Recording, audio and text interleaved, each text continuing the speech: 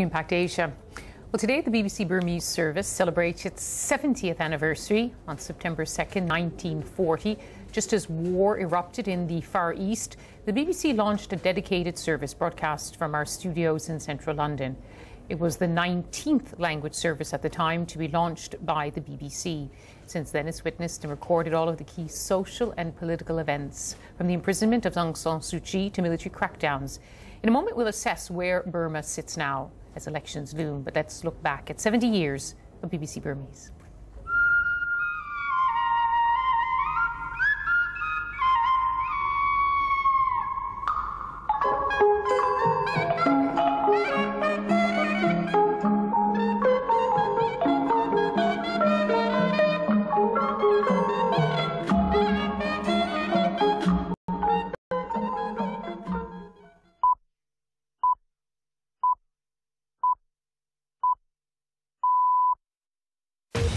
မြန်မာစံတော်ချိန်ည8:15 မိနစ်ရှိပါပြီ။လန်ဒန်မြို့ BBC ကနေညပိုင်းမြန်မာဘာသာအသံလွှင့်အစီအစဉ်တွေစတင်နေပါပြီ။ We have been a lifeline service for the people inside the country, especially when there is a crisis in Burma. Now, in November, there will be elections, and people would like to know what is happening in the country. And they have to rely heavily on foreign radio stations to get the news.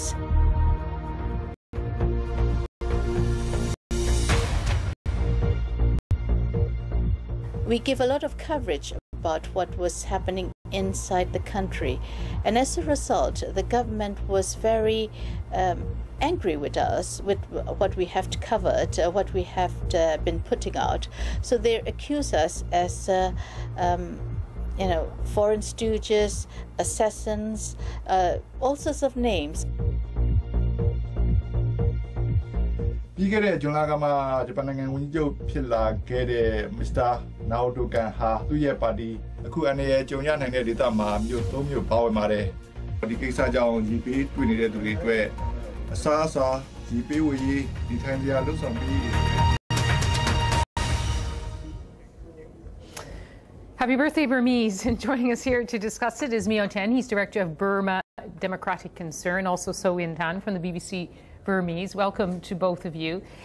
Now, Myo Thein, just tell me what, we don't expect you to say just positive things about BBC Burmese, but as someone who's been fighting for democracy, what role does a broadcaster like BBC Burmese play? Yes, first of all, I would like to say congratulations to the BBC Burmese for the 70th anniversary.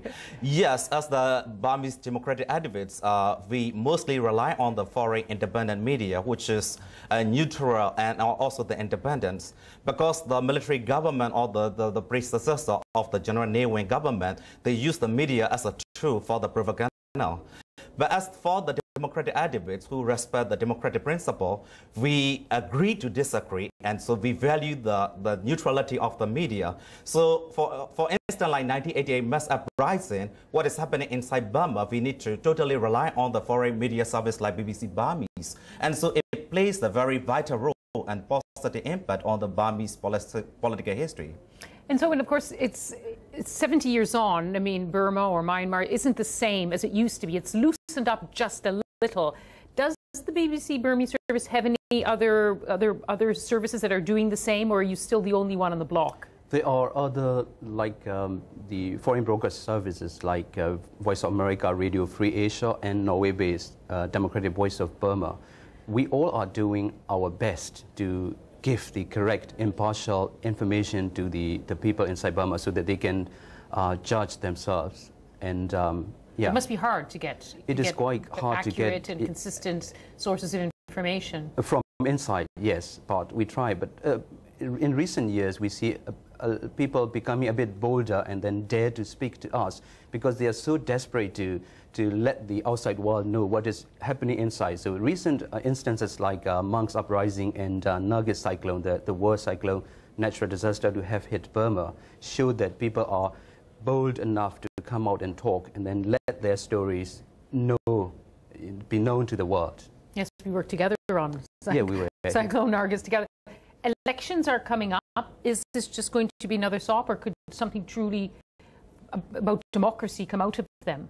With regard to the 2010 election planned by the junta, I would like to say there will be no genuine democratic change from the planned election. Before possibly address the planned election, we would like to go back to the recently adopted constitution, which is adopted and drafted unilaterally by the military regime itself, which took 14 years long to draft that constitution. And also, if we look at the referendum and also the adopting process, they do it unilaterally, even in the midst of the cyclone Nargis disaster. And when we look at the constitution, it is like, the military, it's like that constitution is designed to legitimize the military rule in Burma. If we look at the constitution, 25% of the military seats are reserved for the military personnel, and also the president must have the military background, and also the president also hold the authority, absolute authority to dissolve the parliament at any time. So if we look at that constitution, it is designed to cement the military rule in Burma forever. So we need to declare that constitution as the null and void by the United Nations Security Council. What do you think? So we've seen tiny steps, especially after the cyclone devastated Burma. Can anything at all, again, this very bleak assessment, anything at all come out of these elections?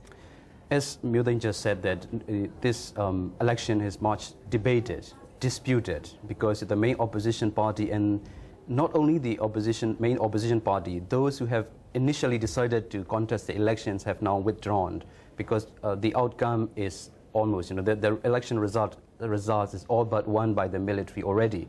But some people, the election, or let's say there's some optimists said that there could be a little bit of the loosening of the grip after the election, hopefully, if not right after the election, but they are looking towards the next 5 years, 10 years down the line. And will you be able to cover those elections as you would like to? We don't know, because this is pretty much depend on the military's whims. Sometimes they would invite us to come to cover their staged, events. But most of the time, then, they wouldn't allow a BBC. I wonder whether they would allow an independent media like us to witness, how they conduct the election, which has already been derided by the international community. Do you despair of any hope of a real opening ever coming? It depends on the both parties. I mean, the Aung San Suu Kyi-led democratic forces as well as the military regimes. That is always, door is open for the national reconciliation. And even recently, Aung San Suu Kyi said that she also hoped for the national reconciliation. And so, if we truly wanted to see the national reconciliation in Burma, and international community also find out the way to facilitate the national reconciliation process as it says. Myo Thein, thank you, thank you very much, and happy birthday to the Burmese service. Thank you very much. You're with Impact Asia from the BBC. We'll have the sport coming up, including 3